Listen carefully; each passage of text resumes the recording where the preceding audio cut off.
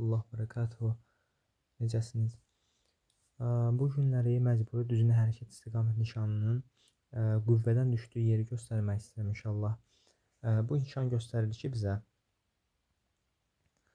biz hal-hazırda bu istiqamətlərdən, yəni buradan gəldiyimiz zaman biz bu istiqamətdən gəliriksə, buradan sağa dönə bilmərik.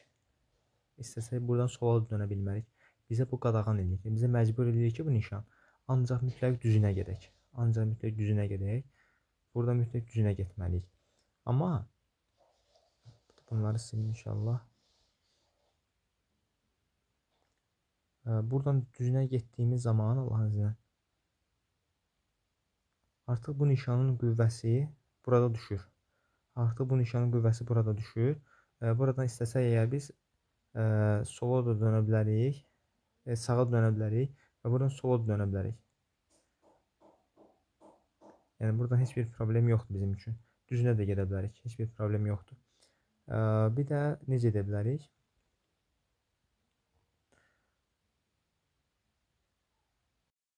Əgər məsəl üçün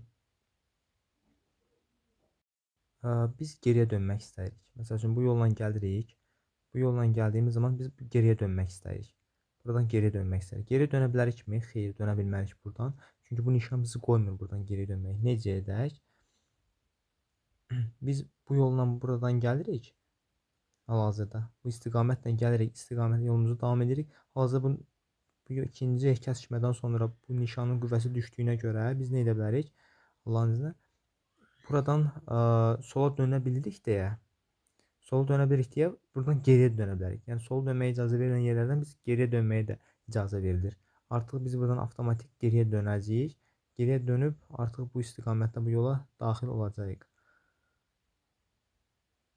Bir də ki bu yalnızca məcburi düzünə hərəkət istiqamət nişanına aid deyil.